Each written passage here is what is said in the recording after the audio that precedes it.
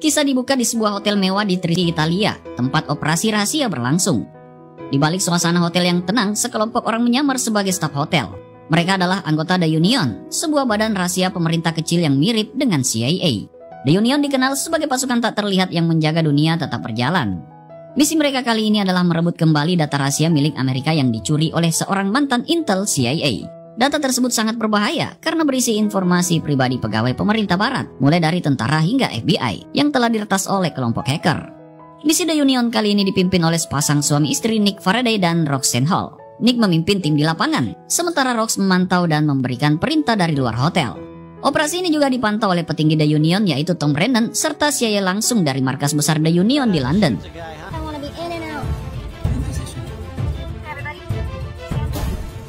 Nick dan tim berhasil menyusup ke kamar target, mengamankan koper berisi data rahasia dan menangkap sang intel.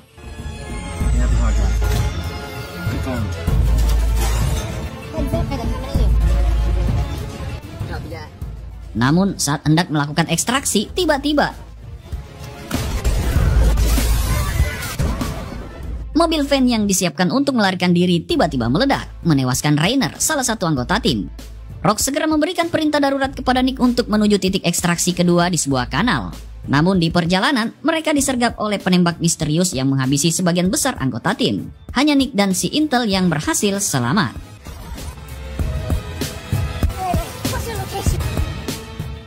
Saat mereka berada di titik ekstraksi, Nick tiba-tiba tertembak dari kejauhan. Sebuah mobil misterius muncul dan mengambil koper berisi data rahasia serta membawa si agen pembelot. Rox datang terlambat hanya untuk menyaksikan Nick gugur di lokasi. Operasi ini berakhir dengan kegagalan total dan meninggalkan luka mendalam bagi Rox serta The Union. Beberapa hari setelah misi tragis di Italia, adegan berpindah ke New Jersey, Amerika Serikat. Di sinilah kita diperkenalkan dengan karakter utama film ini, seorang pria sederhana bernama Mike.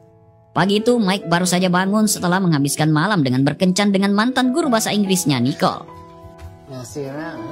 Setelah mandi dan sarapan singkat, ia bersiap untuk pergi bekerja sebagai seorang pekerja konstruksi. Hari-hari Mike berjalan biasa saja. Usai menyelesaikan tugas di lokasi proyek, ia dan teman-teman sesama pekerja memutuskan untuk melepas penat di sebuah bar. Di sana mereka berbincang santai tentang teman mereka Ronnie yang akan segera menikah. Mike ditunjuk menjadi pendamping pria, dan mereka berencana untuk mengadakan pesta bujang bersama anggota geng lainnya seperti Bobby dan Johnny. Saat malam semakin larut, teman-teman Mike mulai pamit pulang, tetapi Mike masih betah duduk di bar. Tiba-tiba seorang wanita dari masa lalunya muncul, Roxanne Hall, yang ternyata adalah istri mendiang Nick sekaligus agen khusus dari tim The Union. Rox dan Mike dulunya adalah teman SMA bahkan sempat berpacaran. Rox mengajak Mike mengobrol, menanyakan apa kesibukannya sekarang. Mike menjawab bahwa ia bekerja sebagai kuli bangunan. Ketika Mike bertanya balik tentang kesibukan Rox berbohong dan mengatakan bahwa dirinya sedang menganggur. Obrolan pun berlanjut sambil mereka bermain biliar, mengenang masa-masa saat masih bersama dulu. Setelah itu, Rox mengajak Mike ke sebuah taman kota yang sepi tempat bersejarah bagi keduanya, di mana di tempat itu Mike dulu menyatakan cintanya kepada Rox. Sesampainya di sana, Rox meminta Mike untuk memeluknya, tetapi tiba-tiba ia membius Mike. Ketika Mike sadar, ia mendapati dirinya berada di sebuah kamar hotel mewah yang asing. Ia langsung membuka jendela dan terkejut melihat pemandangan berbeda. Ini bukan lagi Amerika. Saat kebingungan, Rox datang menenangkannya sambil meminta maaf karena harus membiusnya semalam. Rox mengungkapkan bahwa mereka sekarang berada di London, bukan New Jersey. Mendengar hal itu, Mike panik dan mengatakan bahwa ia harus segera pulang untuk kembali bekerja. Mike pun lari keluar dari hotel, tetapi di luar ia bertemu dengan seorang pria tua bernama Tom Brennan, yang adalah pemimpin The Union sekaligus atasan Rox. Mike semakin bingung karena Tom tampak mengenalnya. Tom dengan tenang menjawab bahwa semua akan dijelaskan saat mereka sarapan nanti. Ia lalu mengajak Mike masuk ke dalam mobil bersama Rox lalu melemparkan kuncinya kepada Mike dan memintanya untuk mengemudi. Mike yang masih kebingungan bertanya apakah ia sedang diculik. Dengan santai Tom menjawab, kalau kamu ingin tahu apakah ini penculikan, coba pikirkan. Kapan terakhir kali seseorang melemparkan kunci mobil sport seharga $200.000 ke arahmu dan menawarkan sarapan gratis? Meski ragu dan sedikit kesal, Mike akhirnya setuju untuk mengikuti instruksi mereka. Setelah beberapa usaha untuk menyalakan mobil yang asing baginya, akhirnya ia berhasil. Singkat cerita, percakapan terus berlanjut di mana mereka bertiga memutuskan untuk berjalan kaki. Dalam perjalanan Tom mulai menjelaskan apa itu The Union dan filosofi unik mereka. Kami bukan organisasi yang merekrut lulusan Princeton atau Harvard, ujar Tom. Kami tidak mencari tengkorak Yale atau pemain tenis dari Oxford. Kami mencari orang-orang yang tidak mencolok. Pasukan kasat mata yang menjaga dunia tetap berjalan. Orang-orang yang benar-benar bekerja, cerdas jalanan lebih diutamakan daripada cerdas buku. Kera biru bukan darah biru. Kami merekrut mereka yang membangun kota, menjaga jalur produksi tetap berjalan. Kami adalah orang-orang yang serius bekerja. Tidak ada yang membantu kami, jadi kami harus menyelesaikan semuanya sendiri. Mereka berhenti di sebuah toko roti kecil untuk membeli sarapan. Di sana, Ross menunjukkan sebuah foto kepada Mike. Foto itu adalah gambar Derek Mitchell, mantan analis CIA yang kini menjadi buronan. Derek membawa informasi rahasia yang sebelumnya gagal diamankan oleh The Union dalam misi di Italia, seperti yang ditampilkan di awal film. Data itu sangat sensitif dan berpotensi menghancurkan stabilitas dunia barat jika jatuh ke tangan yang salah. Setelah selesai di toko roti, mereka berjalan kaki menuju markas The Union. Bangunan markas tersebut memiliki desain unik yang membuatnya terlihat seperti sesuatu dari dunia fantasi, mirip tongkat sihir Harry Potter yang menjulang tinggi. Setelah mereka memasuki markas The Union, Mike mulai melihat sisi lain dunia yang belum pernah ia bayangkan. Saat berada di dalam lift, ia dikejutkan oleh layar monitor yang menampilkan semua detail pribadinya, mulai dari pekerjaan hingga kebiasaannya. Ia bertanya dengan penuh rasa ingin tahu bagaimana mereka bisa mendapatkan informasi tersebut. Rox menjawab dengan santai sambil menunjukkan foto dari ponselnya. Foto itu adalah seorang wanita bernama Juliet Quinn, seorang pelelang informasi intelijen di pasar gelap London. Rox menjelaskan bahwa Juliet baru-baru ini terlibat dalam penjualan intel rahasia atas nama penjual misterius. Mike bertanya apakah penjual itu orang yang mengacaukan kalian di Italia dan mencuri data tersebut. Sebelum Rox sempat menjawab, Tom menyela. Itu adalah detail yang harus kau ingat, Mike, kalau kau ingin lulus ujian. Mike terkejut dan bertanya ujian apa. Dengan tenang Tom menjawab ujian masuk.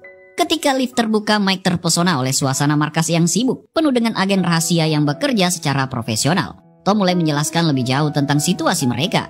Dalam 2 minggu, intel yang dicuri oleh Derek Mitchell akan dilelang di pasar gelap.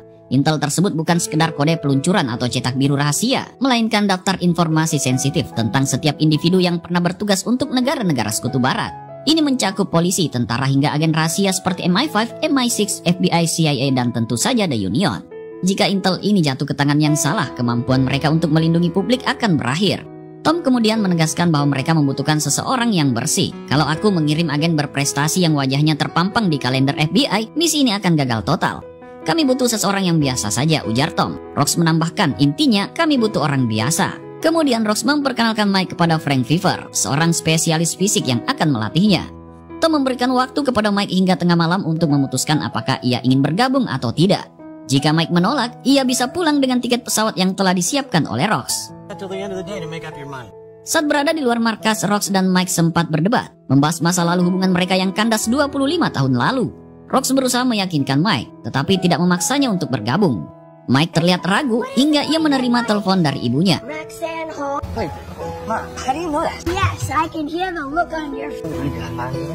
Anehnya ibunya seolah mengetahui situasi Mike saat ini, termasuk tentang Rox. Dengan dukungan penuh dari ibunya, Mike akhirnya memberanikan diri mengambil keputusan. Malam itu, Mike menemui Rox di ruang kerjanya dan menyatakan kesediaannya untuk bergabung dengan The Union. Pelatihan pun dimulai keesokan harinya. Latihan yang biasanya berlangsung selama 6 bulan dipadatkan menjadi kurang dari 2 minggu. Di sini Mike dilatih oleh Frank untuk meningkatkan kekuatan fisik, refleks, dan keterampilan bertarung. Selain itu, ia juga menjalani serangkaian tes psikologi yang dipimpin oleh agen wanita bernama Athena. Selanjutnya Mike diperkenalkan kepada foreman yang biasa dipanggil Mandor, seorang ahli identitas palsu yang membuatkan alter ego baru untuk Mike, yaitu Ed Weston. This is your new identity. Like you? Ed Weston? Untuk latihan lapangan lainnya, Rox terlibat sendiri untuk melatih Mike dalam menembak, mengemudi, serta melatih insting dan daya ingatnya. Ia juga mengajari Mike cara bekerja secara efektif di lapangan. Mike mulai bertransformasi dari seorang kuli bangunan biasa menjadi agen rahasia yang siap menjalankan misi berbahaya. Di ruang briefing, Tom, Rox, dan seluruh tim berkumpul bersama Mike untuk mendiskusikan langkah selanjutnya. Si Mandor menjelaskan bahwa lelang koper berisi intel sensitif akan dimulai 3 hari lagi. Banyak kriminal kelas kakap dari berbagai negara yang telah mendaftar, dengan satu tujuan menghancurkan negara-negara sekutu barat. Lelang itu akan dilakukan secara virtual menggunakan ponsel terenkripsi khusus, perangkat yang hanya bisa diperoleh dengan membayar uang muka $5 juta dan memiliki rekening bank terverifikasi. Tugas Mike adalah mengambil perangkat itu sendiri di Monumen Seven Dial, London. Mandor menambahkan bahwa pembayaran harus dilakukan secara tunai di lokasi, sementara tim akan terus mengawasi Mike dari jarak jauh. Ketika Mike bertanya seberapa sulit misi ini, Tom menjawab dengan nada sarkastik, misi ini mudah, kecuali tentu saja itu tidak mudah. Keesokan harinya tim sudah menempati posisi masing-masing. Rox mengambil tempat di atap gedung untuk memantau dari ketinggian. sedangkan Mandor tetap di dalam mobil untuk mengawasi pergerakan melalui alat pelacak. Sementara itu, Mike turun dari mobil dengan membawa sekantong uang berisi 5 juta dolar dan pistol yang baru saja diberikan oleh Mandor. Ketika Mike mendekati monumen, ia didatangi seorang pria asing yang tampak seperti gelandangan. Pria itu mendekat dan langsung bertanya, apakah kau mencari pelelang? Meski panik, Mike mengangguk. Pria itu meminta Mike mematikan alat pendengarnya, membuat Tom dan Rox yang mendengar percakapan itu panik. Mereka takut Mike akan tertipu atau kabur. Terlebih mereka mendeteksi ada kelompok ketiga yang juga bergerak mendekati Mike.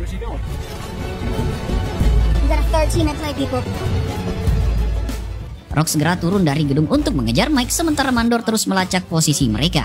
Pria asing itu membawa Mike ke sebuah kafe terdekat sebelum meninggalkannya di sana. Di dalam kafe, Mike menemukan meja bertuliskan namanya. Di bawah meja itu, ia menemukan sebuah ponsel yang berdering. Ketika diangkat, seorang wanita dengan suara dingin ditelepon memerintahkannya untuk pergi ke toilet pria untuk mendapatkan petunjuk berikutnya.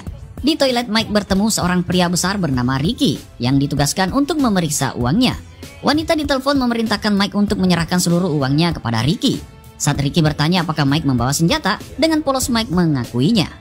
Ricky meminta Mike untuk meletakkan pistolnya di samping dan Mike menurutinya tanpa curiga. Setelah menghitung uang dan membawa tas berisi 5 juta dolar, Ricky pun meninggalkan Mike. Mike kembali bertanya kepada wanita di telepon di mana ponsel untuk mengikuti lelang itu. Wanita itu menjawab santai bahwa ponsel tersebut sudah berada di tangan Mike. Ternyata ponsel yang ia temukan di bawah meja adalah perangkat yang dibutuhkan untuk lelang. Merasa tugasnya selesai, Mike berjalan keluar dari kafe dengan santai, mengira semuanya aman. Namun begitu ia keluar,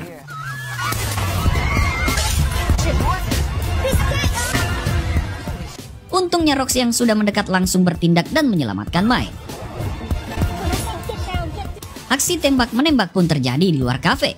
Rox dengan cekatan melindungi Mike, sementara para penyerang terus mencoba mendapatkan ponsel tersebut. Diketahui bahwa ponsel ini sangat langka dan stoknya telah habis, membuat para kriminal rela bertaruh nyawa untuk merebutnya. Dalam kekacauan itu, Rox memerintahkan Mike untuk berlindung di balik mobil. Sambil terus menembak balik, Rox memberi isyarat kepada Mandor untuk mendekat dan mengevakuasi mereka. Di tengah baku tembak yang semakin memanas, Rox meminta bantuan rekan-rekannya melalui komunikasi tim. Namun Frank dan Athena yang bertugas memberikan backup terjebak macet di jalanan kota. Sementara Rox terus menghadapi gelombang serangan dari musuh, Mike berusaha kabur. Namun ia malah terjebak di ujung jalan oleh dua penyerang yang menggunakan motor.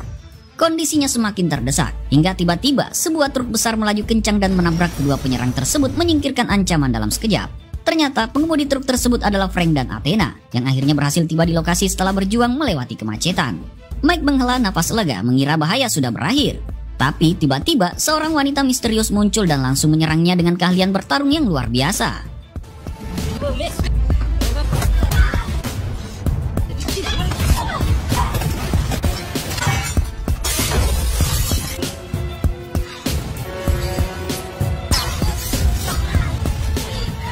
Di saat genting itu, Rox muncul tepat waktu untuk menyelamatkan Mike. "Are you okay, Mike? Aku yang urus ini," kata Rox sebelum melawan wanita tersebut.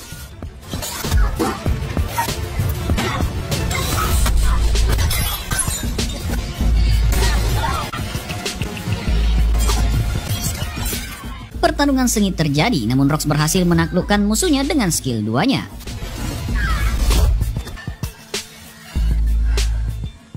Setelah memastikan situasi aman, Frank dan Athena menjemput mereka menggunakan truk untuk kembali ke markas. Dalam perjalanan pulang, Mike dengan wajah cemas menunjukkan ponsel yang menjadi target misi mereka. Ini ponselnya, tapi sepertinya microchipnya, iOS-nya semua rusak parah," kata Mike, dan Mandor membalas sepertinya ada yang menimpanya dan membuangnya ke wastafel. Di markas, suasana semakin tegang ketika Mandor mulai menyuarakan kecurigaannya bahwa ada mata-mata di tim mereka. Menurutnya, kegagalan misi mereka sebelumnya di Italia dan sekarang terjadi karena informasi terus bocor. Namun Tom menolak tuduhan tersebut. Ia menjelaskan bahwa ia mempercayai setiap anggota timnya. Tom juga mengungkapkan bahwa ada 5 kelompok kriminal besar dari berbagai negara yang juga mengincar intelijen berharga dalam lelang itu, sehingga wajar saja jika mereka terus diserang. Saat diskusi berlangsung, Rox tiba-tiba mengajukan ide menarik. Kalau ada 5 kelompok lain, berarti ada 5 perangkat lain di luar sana. Kalau kita tidak bisa memperbaiki perangkat kita, kenapa tidak mencoba mencuri milik mereka, katanya. Mandor berpikir sejenak sebelum mengakui bahwa meskipun ide itu berisiko, secara teori hal tersebut mungkin berhasil. Tapi dengan waktu yang hanya tersisa 48 jam sebelum lelang dimulai, mereka harus bergerak cepat dan cermat. Malam itu Mike terlihat sedang duduk di sebuah bar menatap layar ponselnya. Rox datang menghampirinya dan melihat ekspresi Mike yang murung. Mike lalu menceritakan bahwa hari itu seharusnya menjadi hari bahagia, hari pernikahan Ronnie sahabatnya. Aku pendamping prianya, katanya. Aku bahkan sudah merencanakan pesta lajangnya. Tapi sekarang aku malah mengecewakan semua orang termasuk kalian. Mike pun berharap ia masih punya kesempatan kedua untuk membuktikan dirinya. Rox tersenyum kecil dan berkata bahwa pengakuan Mike adalah langkah pertama yang baik. Keesokan harinya tim kembali berkumpul untuk menyusun rencana baru. Dari informasi intelijen yang mereka dapatkan, 5 kelompok lain yang mengikuti lelang itu berasal dari Tiongkok, Korea Utara, Suriah, Rusia, dan Iran. Mandor menyimpulkan bahwa kelompok dari Korea Utara adalah target paling memungkinkan untuk diserang. Mereka menyewa tentara bayaran Eropa Timur dari mantan blok Soviet, dan kita sudah tahu lokasi perangkat mereka jelasnya. Roxanne didn't listen to me again. Since you're still here, let's move on. Malam harinya misi dimulai. Tom membagi tugas. Mandor dan Frank akan menghadapi para tentara bayaran di lantai bawah, sementara Rox dan Mike menyusup ke lantai atas untuk mencari perangkatnya. Athena tetap berada di dalam mobil mengawasi dan memandu tim melalui sistem CCTV yang telah ia retas. Saat operasi berlangsung, Rox mendapati salah satu penjaga melintas di koridor dan langsung mengejarnya. Mike yang melihat itu mencoba membantu. Dengan keberanian spontan, ia melempar asbak ke arah penjaga tersebut, membuat pria itu tersungkur.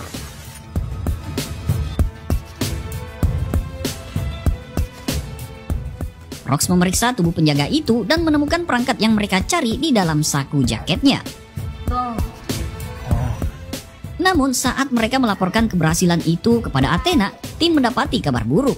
Athena ditemukan tak sadarkan diri di dalam mobil dengan luka parah. Di saku Athena mereka menemukan selebaran bertuliskan "Welcome to London". Rox segera menyadari bahwa ini adalah peringatan dari musuh dan menyimpulkan bahwa Tom dalam bahaya. Ia mencoba menghubungi Tom untuk memperingatkannya agar segera meninggalkan markas, tapi terlambat. Sebuah ledakan besar mengguncang tempat persembunyian mereka, menghancurkan markas sepenuhnya.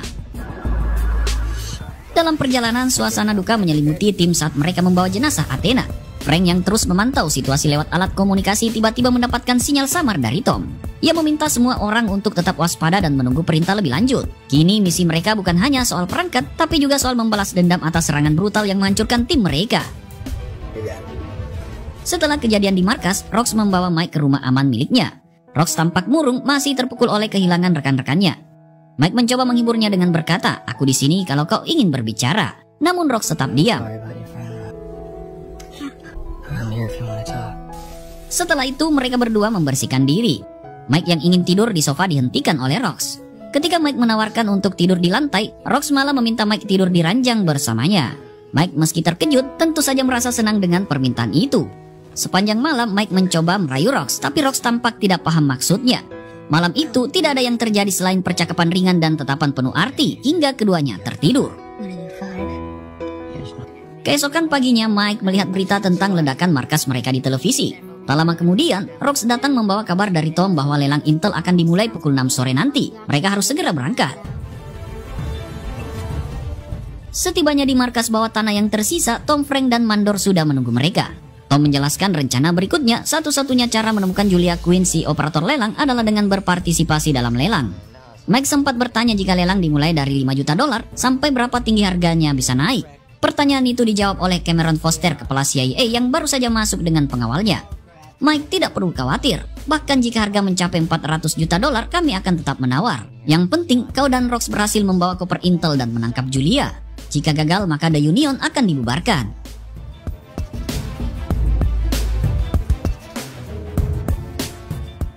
Malam harinya, lelang koper berisi data sensitif itu dimulai secara virtual. Tawaran awal dimulai dari $5 juta, tapi dalam waktu singkat naik hingga $100 juta. Sementara itu, Rox dan Mike dalam perjalanan ke lokasi Julia yang terus dilacak melalui teknologi yang dioperasikan oleh si Mandor. Tom dan Foster terus menaikkan penawaran untuk memperlambat waktu hingga lokasi Julia diidentifikasi semakin sempit. Di tengah jalan, tawaran sudah mencapai $525 juta, membuat Tom dan Foster cemas karena Rox dan Mike belum tiba di lokasi yang dicurigai sebagai tempat Julia. Foster akhirnya menaikkan tawaran menjadi $550 juta, meskipun ini menambah tekanan besar pada tim. Beruntung, lokasi Julia akhirnya ditemukan di sebuah gedung. Rox dan Mike tiba tepat waktu segera naik ke lantai atas dan menemukan Julia memimpin lelang. Harga lelang sudah mencapai 600 juta dolar saat Rox tiba dan langsung mengancam Julia. Intel itu akan kubawa dengan harga 0 dolar. Julia menghentikan lelang seketika, bingung melihat kehadiran Rox dan Mike. Ternyata Julia adalah teman SMA Rox dan Mike yang sudah lama tidak mereka temui. Rox tetap tegas, serahkan koper itu Julia, atau kau tidak akan keluar dari sini hidup-hidup. Setelah berpikir sejenak, Julia akhirnya mengaku bahwa koper Intel itu tidak ada di lokasi, melainkan di apartemennya. Aku harus mengambilnya dulu, ujar Julia, memberi petunjuk bahwa misi ini belum selesai. Setibanya di apartemen Julia, mereka segera masuk. Julia langsung menuju lemari es dan mengeluarkan koper berisi data rahasia. Sambil memindahkan data ke flash drive, Rox bertanya, untuk siapa kau bekerja dan bagaimana koper ini bisa sampai padamu? Julia menjawab bahwa ia hanya perantara dan semua komunikasi dengan bosnya dilakukan lewat telepon. Saat Rox selesai memindahkan data, tiba-tiba terdengar ketukan di pintu. Dengan sigap, Rox dan Mike mengeluarkan senjata. Ketika pintu dibuka, ternyata yang muncul adalah Nick, suami Rox yang selama ini ia kira tewas dalam misi di Trieste, Italia. Rox sangat terkejut. Nick, bagaimana kau bisa selamat? Apa yang sebenarnya terjadi? Nick menjelaskan, saat di Trieste, aku tertembak dan jatuh ke kanal. Harus membawaku ke laut. Aku berhasil diselamatkan dan dirawat lalu kembali ke sini. Nick memperingatkan Rox bahwa misi di Trieste adalah jebakan, menandakan adanya mata-mata di The Union. Rox menyela dengan nada marah, jadi kau berpura-pura mati sampai kau tahu siapa pengkhianatnya. Nick menjawab, itu demi keselamatanmu. Aku bisa menjaga diriku sendiri, Nick. Beritahu siapa dalangnya. Nick mengungkapkan pengkhianatnya adalah Tom Brennan. Intel dalam koper itu berisi rincian semua orang yang pernah bekerja untuk pemerintah AS sejak Perang Dingin, termasuk misi rahasia. Berapa banyak yang kau tahu tentang Tom sebelum dia mendirikan The Union? Dia punya riwayat gelap. Dia menjalankan operasi hitam untuk CIA dan melakukan banyak hal yang ingin disembunyikan pemerintah. Rox masih skeptis. Kalau itu benar, kenapa kau tidak memberitahuku lebih awal? Nick menjawab, aku mencoba melindungimu. Mike yang tidak percaya pada Nick menyela, kau berpura-pura mati selama 2 minggu dan kau pikir Rox harus mempercayaimu. Nick membalas dengan tajam. Ketegangan meningkat hingga Julia berkomentar, seharusnya ini bukan The Union, tetapi The Reunion. Rox menuntut bukti. Nick mengatakan buktinya ada di Intel ini. Jangan biarkan koper ini jatuh ke tangan Tom. Mike bertanya, lalu kita berikan Intel ini ke siapa? Nick menyarankan untuk menyerahkannya ke Cameron Foster dan CIA di London yang sedang mengawasi operasi ini. Ia juga berjanji menangani Julia karena ia hanyalah perantara yang tidak tahu banyak. Rox dan Mike akhirnya memutuskan pergi membawa koper menggunakan mobil curian. Di perjalanan, Mike mulai melampiaskan kekesalannya. Kenapa kau tidak pernah bilang kau punya suami? Rox menjawab dengan tenang, karena aku pikir dia sudah tewas. Aku tidak ingin membicarakan masa lalu. Namun Mike merasa kecewa. Jadi selama ini kau hanya memanfaatkan aku. Kau lebih memilih kembali ke suamimu. Keduanya bersih tegang hingga Mike meminta untuk turun di tengah jalan. Ia pergi ke sebuah bar, duduk sendirian dan menelpon sahabatnya yang sedang mengadakan pesta bujang. Acara yang tidak bisa ia hadiri karena misi ini. Di tengah kekecewaan, Mike mulai meragukan semua keputusan yang telah ia ambil.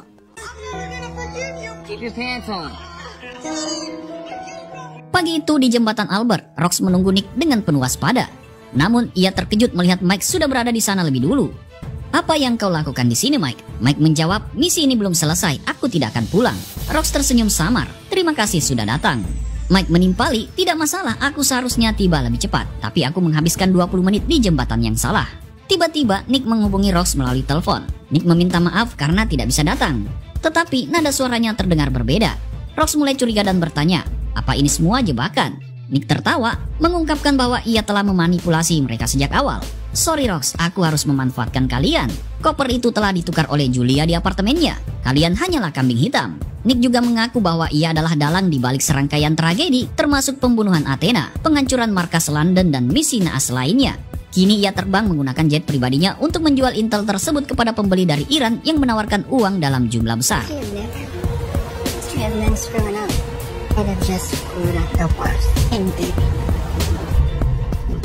Saat itu juga Foster dan tim CIA tiba, mengepung Rox dan Mike. Foster meminta mereka menyerah, sambil mengungkapkan bahwa Tom sudah berada dalam tahanan. Rox mencoba menjelaskan bahwa Nick adalah pengkhianat sebenarnya, tetapi Foster tidak percaya. Saat situasi memanas, Rox melempar koper ke udara untuk mengalihkan perhatian.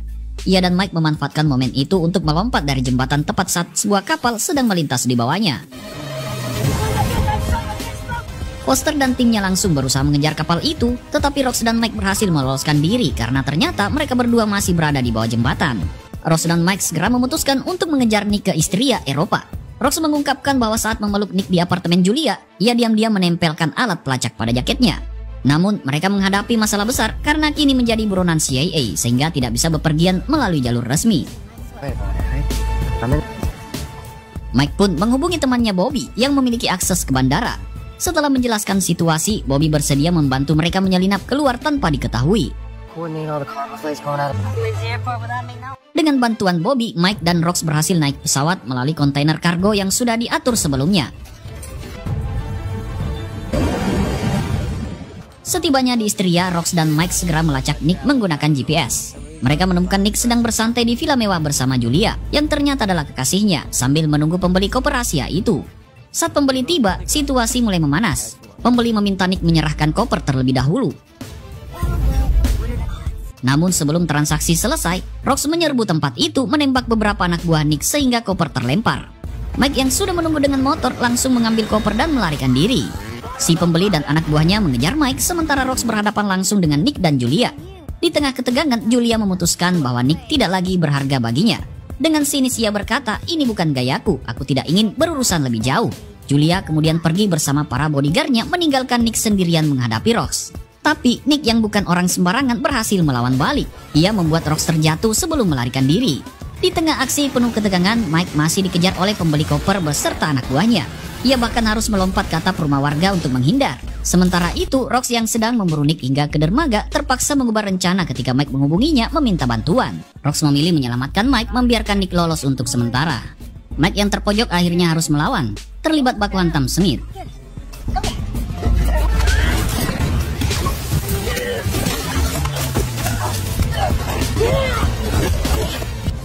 Saat ia mulai terdesak, Rox datang tepat waktu untuk menyelamatkannya.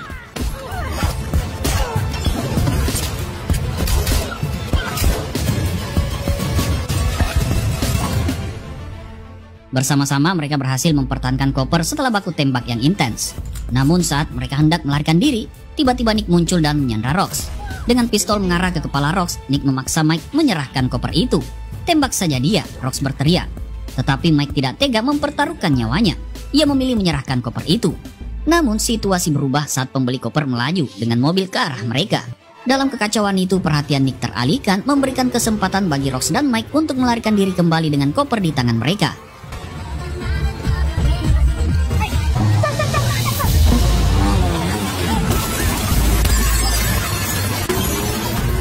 Aksi pengejaran terus berlanjut. Mike dikejar pembeli koper si orang Iran dan anak buahnya hingga Mike pun terlempar dan terjebak di dalam bagasi. Sementara Rox dan Nick terlibat dalam kejar-kejaran mobil.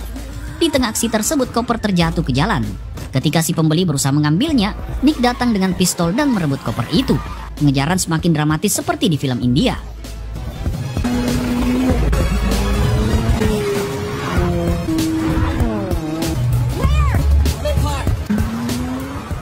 Mike yang terjebak di bagasi mobil yang dibawa kabur si pembeli berhasil keluar dan berusaha mengambil alih kemudi, membuat situasi semakin kacau. Kejar-kejaran itu berakhir dengan tabrakan 3 mobil di mana si pembeli terlempar keluar.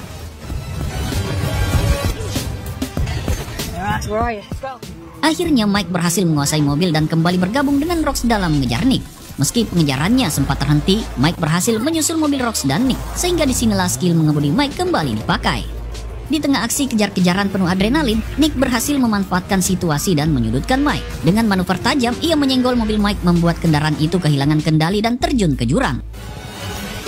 Rox yang menyaksikan kejadian tersebut langsung menghentikan pengejaran. Ia tidak bisa membiarkan Mike dalam bahaya. Dengan penuh kekhawatiran, Rox memilih turun untuk memastikan keselamatan Mike, meskipun itu berarti memberi Nick kesempatan untuk kabur. Beruntung Mike berhasil melompat keluar sebelum mobilnya jatuh. Ia terkesan melihat kepedulian Rox yang dianggapnya sungguh manis. Di dermaga, Nick menunggu kapal untuk kabur dengan koper. Tapi Rox dan Mike tiba menabrakkan mobilnya ke mobil Nick. Dalam keadaan terpojok, Nick mencoba merayu Rox. "Kita bisa menjual Intel ini dan berbagi ratusan juta dolar," ucap Nick penuh tipu daya. "Kita bisa hidup bebas berkeliling dunia bersama." Namun Rox tidak terpengaruh oleh gombalan Nick. Saat Nick mencoba melawan, Rox terpaksa menembaknya mengakhiri hidupnya seketika. Kapal yang seharusnya menjemput Nick segera memutar haluan, meninggalkan koper itu di tangan Rox dan Mike. Dengan koper yang kini aman, Rox dan Mike berjanji untuk membersihkan nama tim Union dari fitnah serta menyelamatkan banyak negara dari ancaman kehancuran. 1 minggu kemudian, suasana berubah total. Mike menghadiri pesta pernikahan Ronnie dan Rox juga hadir di sana. Dalam momen santai itu, Mike akhirnya memberanikan diri menyatakan cintanya kepada Rox. Tanpa diduga, Rox menerima perasaan Mike dan mereka berdansa bersama. Namun, kebahagiaan itu tidak berlangsung lama. Tom tiba-tiba muncul dan mengundang Mike untuk bergabung dalam misi baru. Mike menatap Rox sejenak sebelum tersenyum, siap untuk petualangan berikutnya. Film pun tamat, meninggalkan pertanyaan akan tantangan baru yang menanti.